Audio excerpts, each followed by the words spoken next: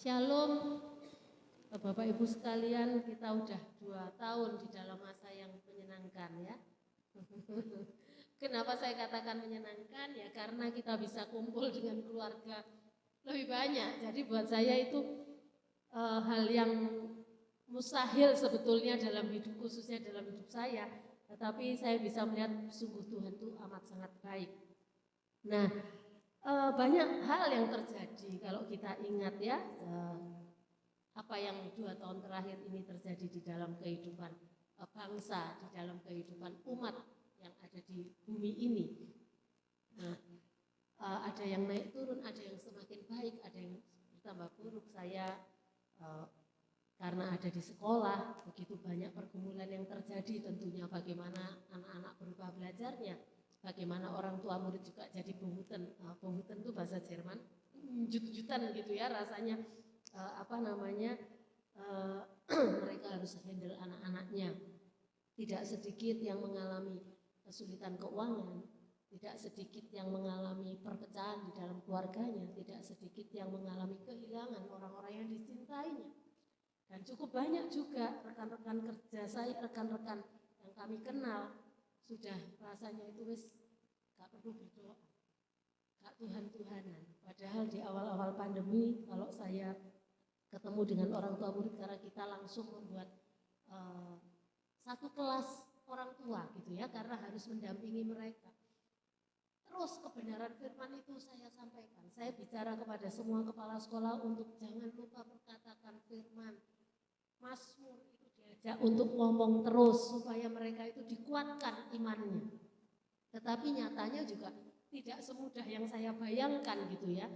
Di satu sisi sayanya sendiri sebagai pemimpin sekolah, saya ngerasa bahwa ini waktu terbaik untuk kumpul sama anak-anak gitu. Tetapi di sisi yang lain rupanya itu bukan hal yang terbaik gitu ya. Mereka jadi stres, mereka jadi gak karu-karuan, dan konseling itu, daftar konseling di CHB Center kami itu meningkat. Jadi di masa sulit ini sekolahan sepi, tetapi center kami yang ngurusin konseling, ngurusin anak berkebutuhan khusus itu antri-antri. Jadi saya dari situ saya bisa melihat bahwa wow, banyak orang yang susah. Nah, pagi hari ini saya mau katakan bagaimana dengan kita, umat Tuhan. Mungkin kita bersyukur kita masih ada kerinduan untuk datang beribadah. Kita punya pemahaman, pengertian bahwa di luar Tuhan kita nggak bisa berbuat apa-apa. Tetapi saya waktu menyiapkan kebenaran firman ini, saya tanya sama Tuhan, Tuhan apa sih yang harus disampaikan ya? Tuhan ingatkan tentang iman. Sekali lagi iman. Mungkin ini basic, dan memang basic kan, tapi seringkali hal-hal yang basic itu kita lupakan gitu ya. Hal-hal yang esensi itu seringkali kita itu abaikan. Padahal di sanalah sebetulnya kekuatan kita, di sanalah sebetulnya semangat kita itu akan muncul. Iman kunci kemenangan. Kita akan pakai kebenaran firman Tuhan dari Roma 8, 31 sampai 39 ayat bacaan kita. Saya nggak akan baca semuanya, saya akan baca beberapa bagian saja, nanti Bapak Ibu sekalian bisa pelajari lagi di rumah. Keyakinan iman di dalam Roma 8 ayat 31-39. Saya akan bacakan ayat yang ke-31. Sebab itu apakah yang akan kita katakan tentang semuanya itu? Jika Allah di pihak kita, siapakah yang akan melawan kita? Ini kita garis bawahi dulu. Jika Allah di pihak kita, siapakah yang akan melawan kita? Bapak Ibu, Allah itu senang di pihak kita. Yang jadi masalah adalah apa? Kita mau enggak ada di dekatnya Allah, atau kita mau enggak terus nempel gitu ya. Allah sendiri sangat-sangat menginginkan kita itu dekat dengan beliau. Kenapa? Karena sudah jelas motivasinya, kita itu yang menciptakan Allah. Allah selalu ingin terlibat di dalam semua aspek kehidupan kita. Jadi yang jadi masalah adalah pertanyaannya ke diri kita. Bagaimana dengan aku? Apakah tidak bertepuk sebelah tangan gitu ya? Ayat 32, iya, yang tidak menyayangkan anaknya sendiri, tetapi yang menyerahkannya bagi kita semua. Bagaimanakah mungkin ia tidak mengaruniakan, perhatikan, segala sesuatu kepada kita bersama-sama dengan Dia. Ini janji, ini perkataan Rasul Paulus, ini adalah kebenaran firman. Allah yang sudah menebus kita dari dosa. Allah yang sudah mengorbankan anak yang dikasihinya, which is bagian hidupnya, untuk menyelamatkan kita. Sebentar lagi kita merayakan Paskah. Ini adalah minggu-minggu yang baik untuk kita refleksi. Begitu cintanya akan dunia ini, begitu cintanya akan ini. Hidupnya sendiri, anaknya sendiri dikorbankan supaya kita selamat. Ya, supaya kita diselamatkan. Kalau hal yang sangat esensi, yang harusnya dieman-eman, yang harusnya disayangi, yang harusnya Tuhan Yesus itu enak-enak ada di sorga. Tapi Dia harus turun, memberikan teladan, menunjukkan kepada manusia, sebetulnya hidup itu harus seperti ini. Bahkan Dia harus mengosongkan dirinya, bahkan sampai mati, bahkan matinya tidak tertolong. Hanya untuk kita. Kalau pekerjaan besar seperti itu beliau sudah berikan kepada kita, nah ini bahasa Surabaya ya, betapa yang remeh-temeh, kecil-kecil, receh, tentunya juga beliau perhatikan. Nah seringkali kita itu lupa hal yang esensi, tapi yang kita hebohkan itu yang receh-receh itu, yang sebatas pandangan mata ini. Lalu kita coba lihat keinginan Allah itu apa. Tetapi dalam semuanya itu kita lebih daripada orang-orang yang menang, ayat 37. Oleh Dia yang telah mengasihi kita. Allah itu mimpinya begitu. Kita lebih daripada orang-orang yang menang. Sebab aku yakin bahwa baik maut maupun hidup, baik malaikat-malaikat maupun pemerintah-pemerintah, baik yang ada sekarang maupun yang akan datang, atau kuasa-kuasa, baik yang di atas maupun yang di bawah, ataupun sesuatu makhluk lain, tidak akan dapat memisahkan kita dari kasih Allah yang ada dalam Kristus Yesus Tuhan kita. Amin. Ini bicara tentang apa untuk kita tidak bisa dipisahkan oleh Allah, dipisahkan dari kasih Allah? Iman. Bagaimana kita meyakini Allah yang begitu besar di dalam kehidupan kita. Bagaimana kita menyadari ketika kita menghidupi hidup kita itu bukan karena kuat dan gagah kita, tetapi kekuatan kita itu hanya dengan iman. Faith. Keyakinan iman bukan hanya sekedar agar kita bertahan dalam kesulitan. Seringkali kita baru meng-on-kan iman kita itu ketika kita ada dalam kesulitan. Baru di-on-kan ketika kita sudah ketika kita sudah gelisah, ketika kita sudah mulai mumet. Baru kita on-kan. Terus perlu waktu banyak untuk memanaskan iman kita kembali agar kita itu kembali menyadari bahwa Allah yang besar itu mengasihi kita. Ketika kita menghadapi pergumulan kehidupan di masa yang sulit. Iman itu tidak hanya kita on-kan sekedar untuk mendapatkan berkat Tuhan. Seringkali kita itu cuma terbatas pandangan mata yang kita bisa lihat. Kesulitan yang bisa kita lihat itu kita baru bergerak. Dan cuma sebatas itu. Padahal Allah itu menginginkan iman kita itu beyond, lebih. Kita pengen kesembuhan, kita beriman. Ya, perlu waktu. Kalau tidak segera sembuh, mulai tidak percaya, mulai gelisah. Buktinya kok gak sembuh. Wis doa puasa, kok gak sembuh. Perlu kebebasan keuangan. Perlu kebebasan keuangan, tapi kok gak bebas-bebas. Problem terus. Rasanya itu hidup itu kayak roller coaster. Kalau sudah lega, thank you Tuhan, habis itu kita nyantai, ya. Jadi Tuhan itu seperti ban serep di dalam iman kita. Pas butuh, diharapkan itu ready. Nah, pas butuh ban serep, bannya kempes sisan. Pusing juga. Jadi apa sih yang Allah ingin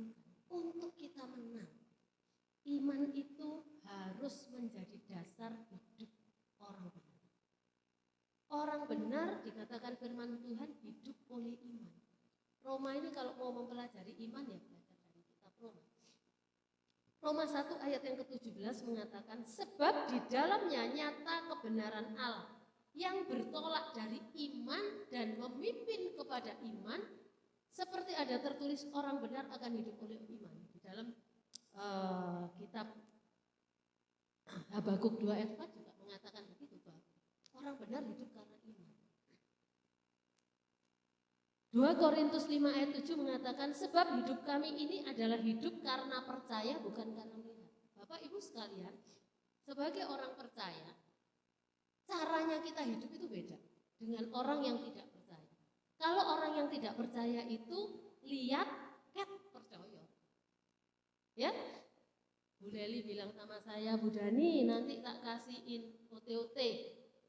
Tak percaya. Tapi kalau sudah ada, dia bawa OTOT terus bilang, Bu Dani nanti kamu tak kasih ini. Tapi orang benar cara hidupnya beda. Percaya dulu, melihat. Trust baru lihat. Percaya baru lihat. Nah ini di sini dibutuhkan kasih karunia Allah, anugerah, tuntunan Roh Kudus bahwa kita itu bisa percaya. Kalau kita lihat ceritanya Abraham yang diminta untuk mengorbankan anaknya, ini kan kisah yang sangat luar biasa, fenomenal supaya kita tahu. Tolong persembahkan, dan dia percaya, dia tak. Jadi yang perlu dicatat juga iman itu bicara tentang ketaatan. Kalau Tuhan ngomong aku menyertai engkau, sekarang jalan. Gak ada apa Tuhan. Ya apa caranya jalan? Gimana cara jalan? Tuhan ngomong iman itu taat. Iman itu percaya, kamu jalan. Nanti kamu akan tak buka.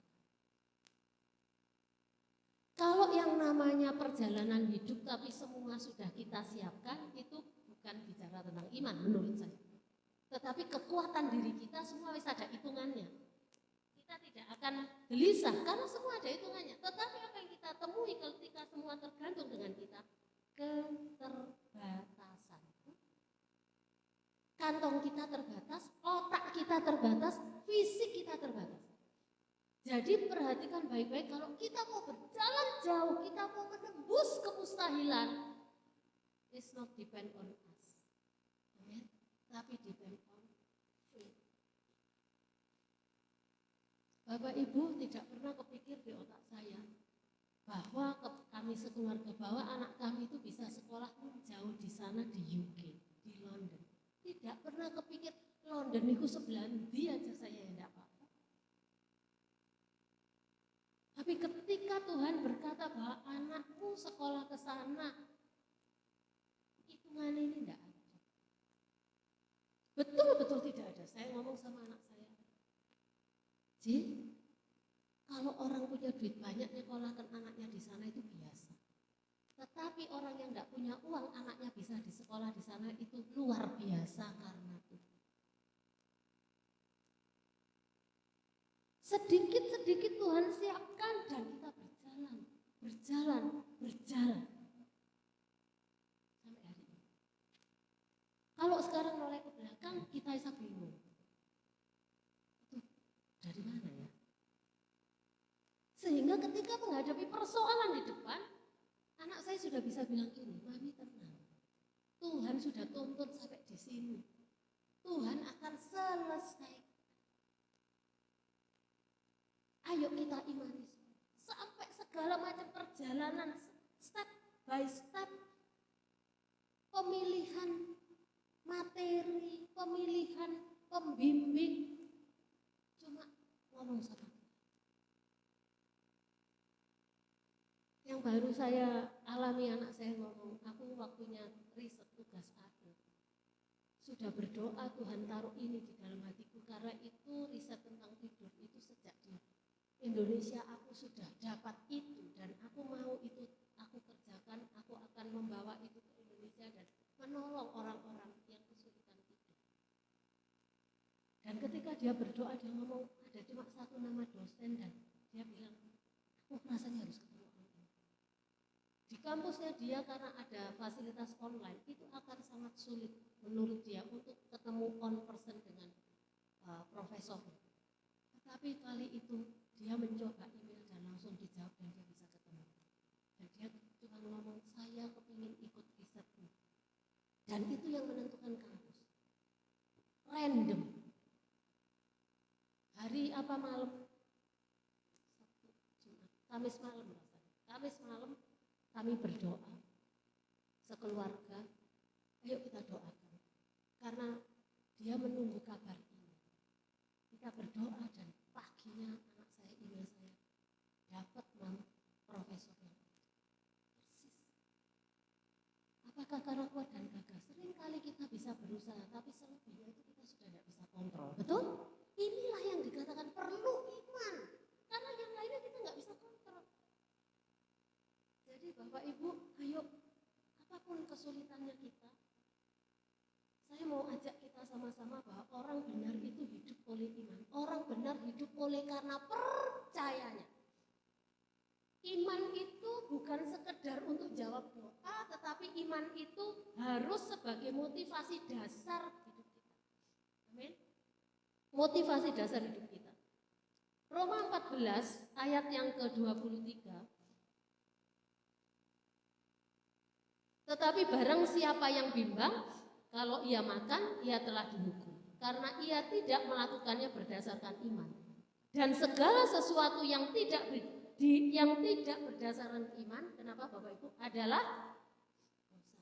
Coba bayangkan sebentar. Segala sesuatu yang tidak berdasarkan iman adalah dosa. Jadi kalau kita mengerjakan hal yang remeh-temeh, kalau itu tidak berdasarkan iman, itu juga dosa kata firman Tuhan. Artinya semua yang kita kerjakan, apakah itu bermain musik, apakah itu masak, apakah itu berdoa, apakah itu nyetir mobil, kerjakan itu berdasarkan imanmu, keyakinanmu kepada Tuhan bahwa Dia ada bersama kita. Sehingga kita memastikan bahwa ada iman di dalam setiap keputusan yang kita ambil, ada iman di dalam setiap perkataan kita, ada iman di dalam apapun di area kehidupan kita. Yang jadi istri, jalani keistriannya itu dengan iman. Yang jadi suami, menjalankan peran suaminya yang sebagai imam, sebagai raja, sebagai nabi, itu juga dengan iman karena untuk Tuhan. Di dalam iman yang kita kerjakan tadi, Allah disenangkan dan kita menjauhi segala sesuatu yang menyakiti hati. Kalau kita mengerjakan segala sesuatu karena mau saya dan bukan maunya Tuhan, tentu itu menyedihkan hatinya Tuhan. Padahal Allah itu ingin ketika kita sudah diselamatkan, semua yang kita kerjakan itu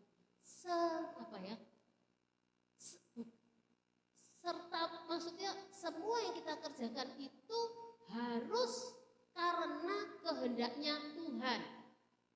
Jadi kita mau kemana itu belajarlah, prakteknya itu belajarlah untuk tanya. Ini gimana ya Tuhan? Jangan bergerak sebelum Anda memastikan bahwa ini disuruh. Kalau kita bergerak karena emosi kita, saya bisa jamin kerutan. Pasti. Iman motivasi dasar penting ya. Jadi apapun yang kita kerjakan, renungkan sebentar sih. Iki aku motivasi melakukan ini karena aku percaya kepada Tuhan atau karena kekuatan atau logikaku. Bapak Ibu, saya mau katakan bahwa logika kita terbatas. Tapi kalau kita bersama Tuhan itu wow. Nanti kita akan lihat apa. Yang kedua, melakukan segala sesuatu dengan hikmat Allah dan tanpa kebimbangan. Yakobus 5 ayatnya Yakobus 1 ayatnya yang kelima. Yakobus 1 ayat yang kelima mengatakan demikian. Tetapi apabila di antara kamu ada yang kekurangan hikmat, hendaklah ia memintanya kepada Allah. Itu juga bicara tentang iman. Jadi ketika kita itu nggak ngerti apa-apa, berimanlah kepada Allah, mintalah hikmat itu. Kelihatan nggak hikmatnya? Belum. Tapi Witra itu Tuhan kasih hikmat. Iki kudu piye. Kalau semuanya waktunya Tuhan, kita tidak perlu galau. Iki kudu cepet, kudu cepet. Tuhan itu tahu yang mana yang mesti cepat, yang mana yang enggak, yang mana yang nanti iki aku tak setting dulu dengan lebih sempurna. Supaya kamu menjadi sempurna dan utuh dan tak kekurangan suatu apapun. Ini ayo kita imani ayat ini. Hidup di bumi dalam masa yang sulit ini, kita nggak bisa pakai kekuatan kita. Kita perlu hikmat. Nanti kita akan belajar bahwa iman harus dengan perbuatan. Jadi saya hari ini dalam posisi yang tak tunggu. Berdoa, saya cuma minta Tuhan hikmat. Supaya kemuliaan Tuhan dinyatakan. Supaya semua orang itu bisa melihat bahwa Tuhan itu baik.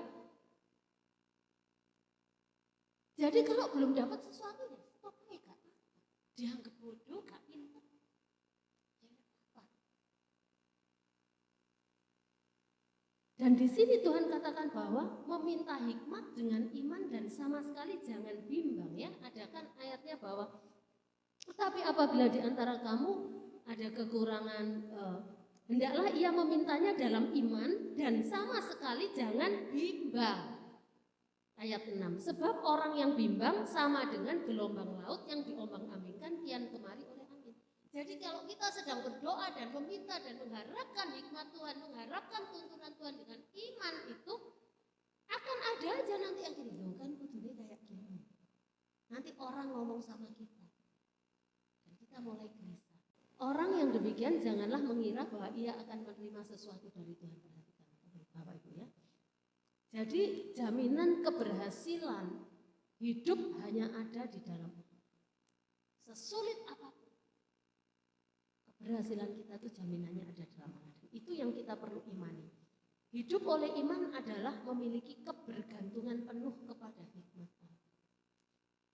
Keberserahan kepada kemahaan Tuhan. Ya, Allah itu maha, apapun maha. How kita itu berserah kepada kemahaannya Tuhan. Apakah ini mudah? Saya mau katakan tidak mudah. Betul-betul perlu mematikan daging kita. Untuk kita itu tetap fokus mandang bahwa Tuhan yang akan beres. Tuhan yang akan bantu. Tuhan itu yang punya segalanya. Dan prinsip bahwa Allah itu menyediakan pekerjaan yang baik untuk kita kerjakan itu. Di dalam iman kita dimampukan untuk hidup dalam kedaulatannya Allah. Jadi ketika kita beriman itu terus dibangun di dalam pikiran kita itu Allah itu berdaulat. Situasi sesulit apapun Allah itu berdaulat. Ketika kita mengakui kedaulatannya Tuhan, Allah itu disenangi. Sampai rencananya tergenapi. Orang yang bimbang tidak akan menerima apapun. Kita lihat Ibrani 11 ayat 1 kan dikatakan iman adalah dasar dari segala sesuatu yang kita harapkan dan bukti dari segala sesuatu yang kita tidak harapkan. Dasar, fondasinya. Kalau kita mengharapkan segala sesuatu dalam hidup kita, dasarnya apa? Iman. Kenapa berdasarkan iman? Iman kepada siapa? Iman kepada Allah. Kenapa kok Allah? Ya, karena Allah itu yang menciptakan kita, Allah itu yang berdaulat. Dan bukti yang kita, bukti segala sesuatu yang tidak kita lihat, buktinya itu ya. Kita tidak bisa lihat sesuatu pun, tapi nanti iman itu akan membuktikan. Nah, iman ini tidak akan bisa menghasilkan sesuatu yang nyata kalau tidak dibarengi dengan tindakan iman. Ya. Orang percaya bertindak dengan iman. Yakobus 2 ayat yang ke-17 mengatakan begini. Demikian juga halnya dengan iman. Jika iman itu tidak disertai perbuatan, maka iman itu pada hakikatnya adalah mati. Jadi kita terus Tuhan aku percaya kepadamu, tetapi tidak melangkah, tidak mengerjakan sesuatu yang menjadi bagian kita, maka iman itu juga tidak akan menghasilkan sesuatu. Iman bekerja sama dengan perbuatan. Jadi kita harus melangkah. Kita ini punya source, tetapi kita harus punya prinsip begini. Udah nih tadi katanya nggak boleh dengan kekuatan kita. Itu kan tadi harus beriman. Nah ini sekarang kita ketika kita sudah beriman, yakin Tuhan itu akan menolong kita. Aku percaya Tuhan semua yang aku kerjakan itu atas kehendak-Mu. Kita lihat, kita punya source apa. Kita bawa itu kepada Tuhan. Tuhan aku cuma punya ini. Aku akan mengerjakan dengan ini. Dan ketika itu adalah tindakan iman, itulah kita dibenarkan. Waktu Tuhan ngomong ke satu janda yang bersama dengan Elia, yang apa yang ada padamu? Cuma tepung dan minyak. Kalau aku makan ini, setelah itu selesai. Loh, hamba Tuhan ini bilang apa? Bikin no, kasih dulu buat aku. Loh inilah ya produknya ini. Betul? Tapi kita melihat orang ini beriman.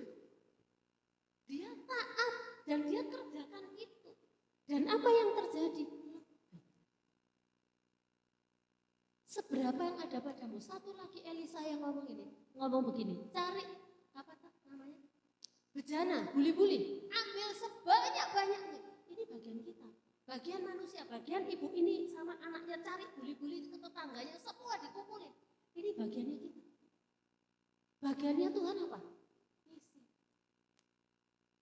Sejauh apa kita yang punya pada kita, apa sih yang ada pada kita, kita berikan kepada Tuhan.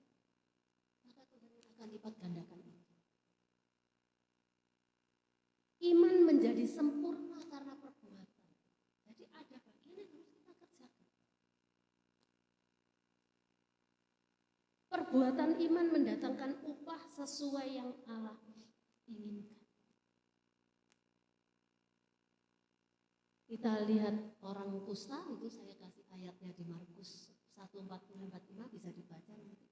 Ketika dia ngomong, siapa, kita semua tahu bahwa kalau orang kusta di Israel sana itu dikucilkan. Tetapi apa yang dia lakukan? Di sana ada orang namanya Yesus yang bisa menyembuhkan.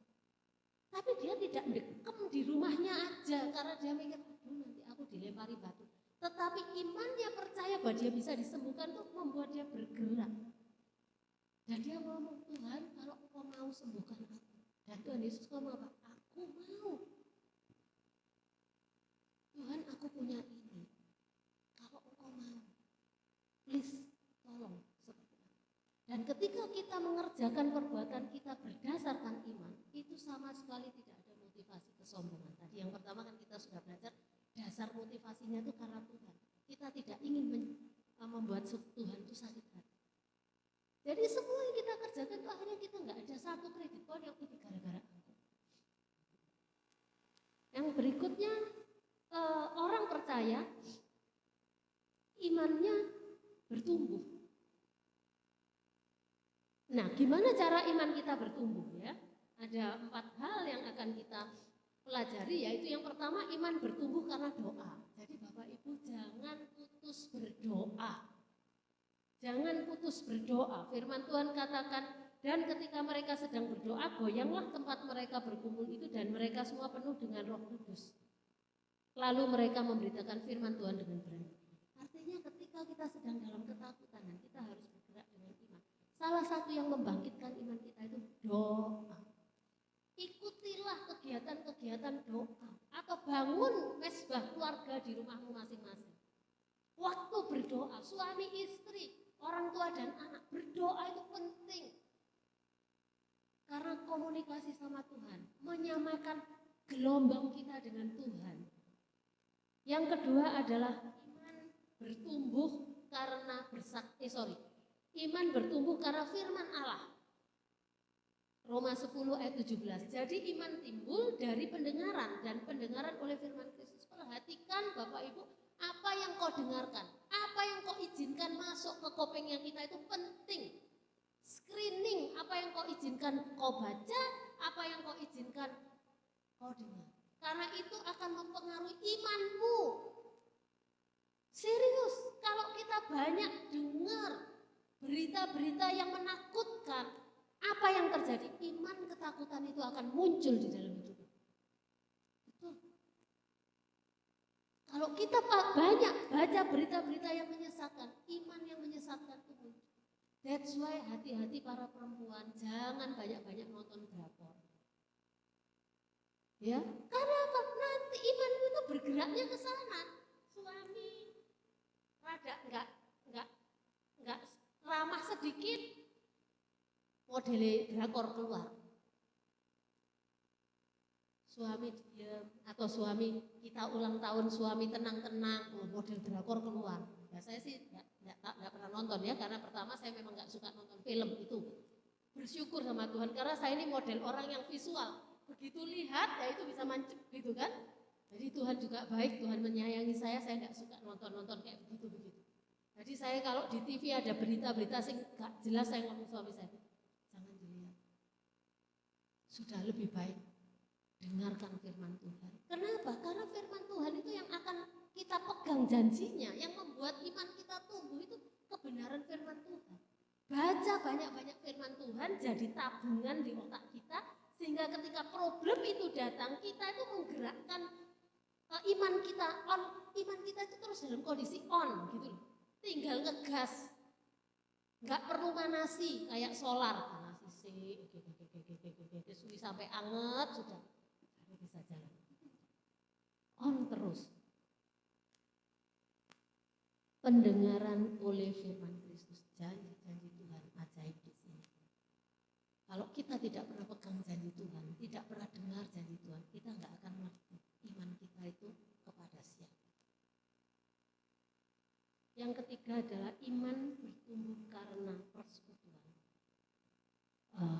Pengkhotbah 4 itu ada beberapa ayatnya gitu. Pengkhotbah 4 ayat yang ke-9 kita bisa lihat.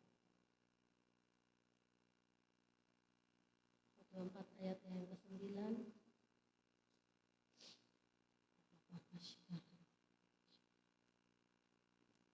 Berdua lebih baik daripada seorang diri, karena mereka menerima upah yang baik dalam jerih payah mereka. Ayat ke-10-nya, karena kalau mereka jatuh, yang seorang mengangkat temannya, tetapi wahai orang yang jatuh, yang tidak mempunyai orang lain untuk mengangkat. Ayat 12, dan bila mana seorang dapat dikalahkan, 2 orang akan dapat bertahan. Tali 3 lembar tak mudah diputuskan.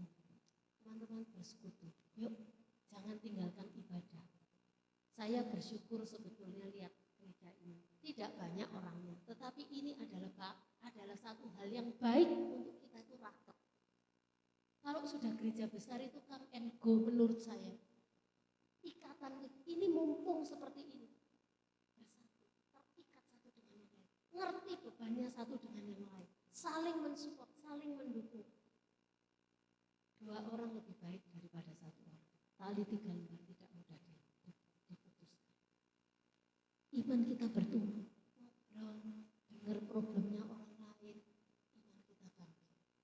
Ya, dengar kemenangannya ibu siapa, iman kita bangkit. Kita doa barengan, pergumulan barengan. 2 minggu lagi, Pak, aku dapat kabar baik. Pak, aku dapat jawaban doa. Itu membangkitkan iman kita. Jadi jangan hidup sendiri. Orang yang hidup sendiri, imannya sulit bertumbuh.